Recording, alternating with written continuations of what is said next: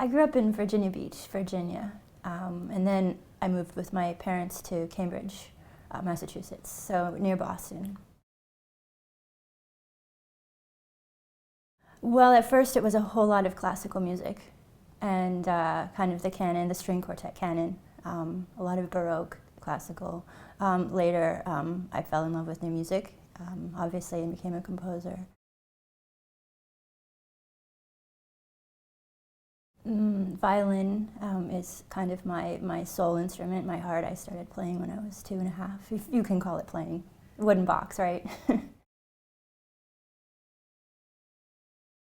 I started writing music when I was about 14 or 15, and my parents and I had just moved out to rural Virginia in an old farmhouse, and I could see cornfields, and I used to go up on the barn and just sort of stare out at nature, and that sort of brought it out in me. Well, it's interesting. I decided to become a composer sort of at the last minute, you could say, in terms of kind of the track that we have in terms of being a performer or a composer because of the education system.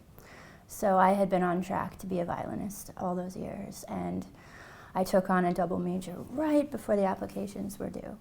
And I was lucky enough to be accepted into these schools, but I had been a violinist all of those years. And but my heart was with writing. I realized that instead of only being an interpreter, I needed to create as well. And I didn't quite want to be the interpreter and the creator at the same time. So about, around that time.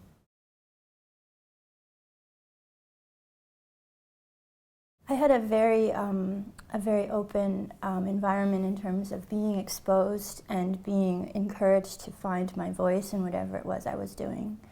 And I had opportunities to explore art and music and sound, and I felt a lot of space, kind of like the way Kronos Quartet creates a lot of space in the world. And it was interesting. When I was growing up, I had an almost, can I say, aversion to the thought of becoming a composer, because I didn't feel discriminated, but I never saw any women or girls writing music. And I loved Bach and Beethoven so much as a 10-year-old, but where were the women? And I just thought, well, no, I loved performing so much. Why would I ever write something down? And then my voice started growing so much and so high, and for so many years around that time, that of course I had to kind of listen to that voice and start writing down and say, well, so what?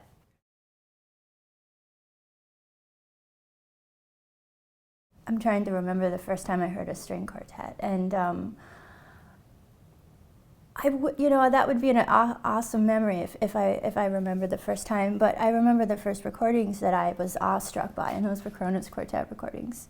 Besides those Beethoven string quartet recordings, in Virginia, and we were sort of rural at a certain time, and we didn't have a lot of, performance opportunities. It wasn't New York, Boston, San Francisco at that time.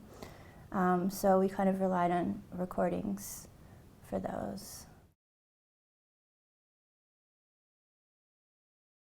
Well, I heard Kronos Quartet live for the first time when I had already met them, because I had already been commissioned, and it was in San Antonio, and it was the Nuevo time when they were performing the Nuevo album, and it was so incredible to see their incredible.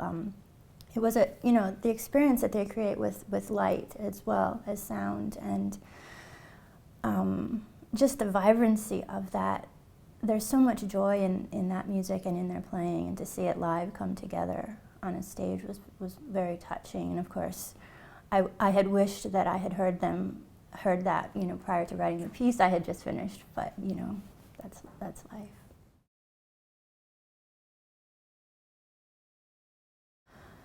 I'm someone that kind of struggles to describe in words my music, and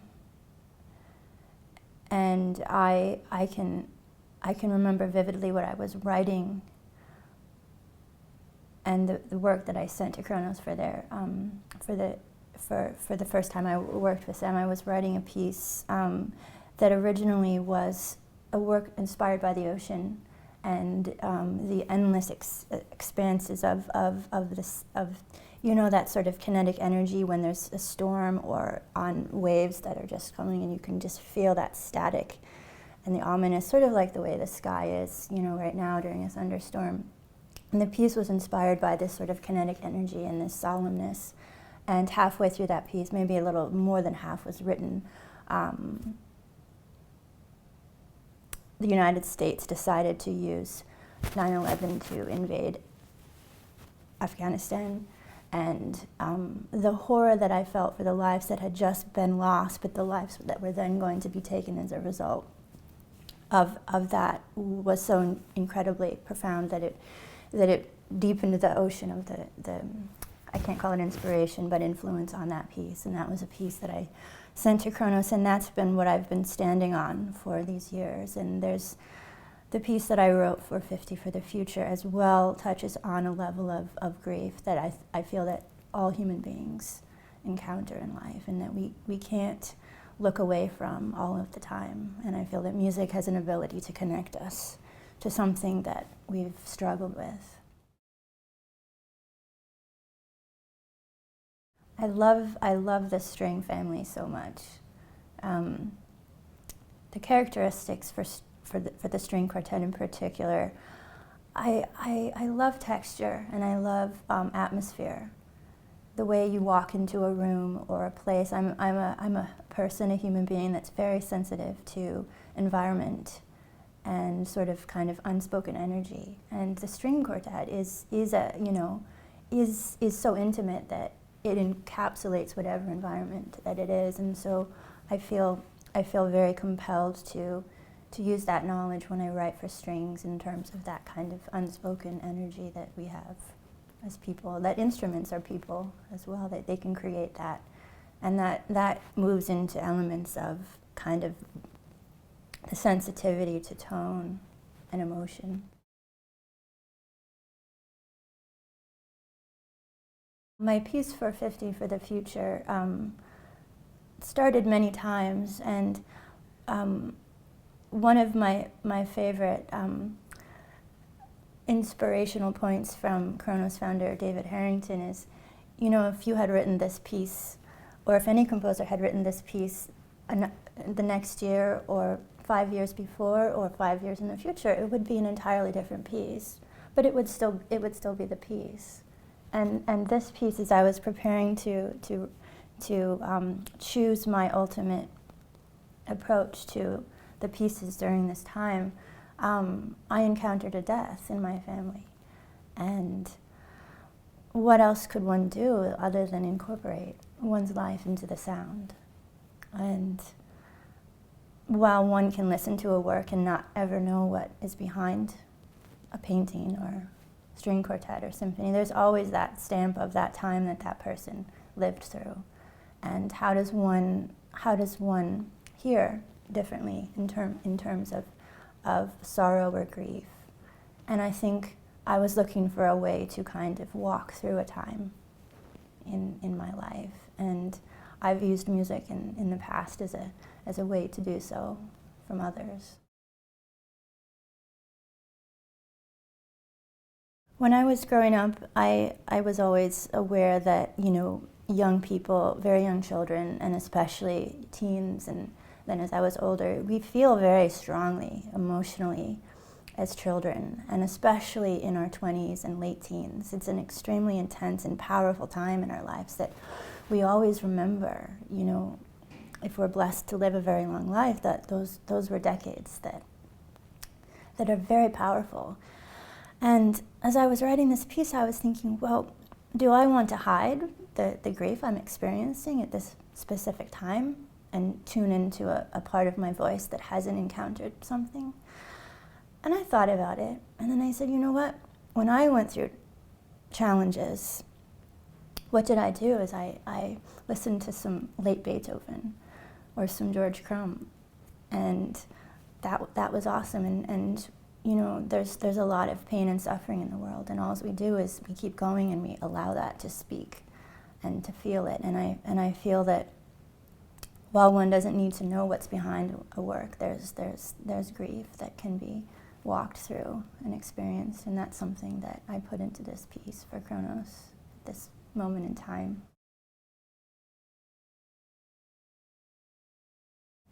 I've been experiencing a lot of musical space through Zen Buddhism and the ability to allow things to come through and to keep moving. And I find that sonically very inspiring and very humanly very inspiring. And there's a little bit of that in this piece, but nature is also something that I find deeply enriching, and I find it's my hobby and my passion. Whether it's the forest and the way that a forest speaks deeply, or the ocean.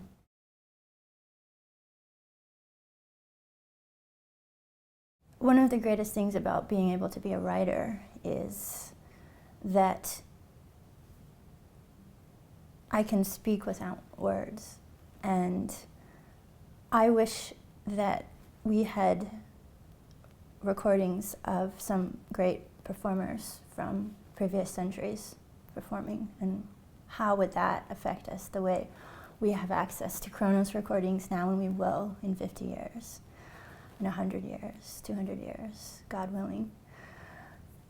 And as a composer, I feel so honored and blessed that my music will be able to speak to people. And I've always struggled with words, and I think that's why I write sounds. So what I hope that people will hear from me is, besides the notes, an ability to let go and to allow one's emotion to be in one's tone, and see where that takes them, and to have the freedom to not have to be concerned with anything else until that arises in their sound.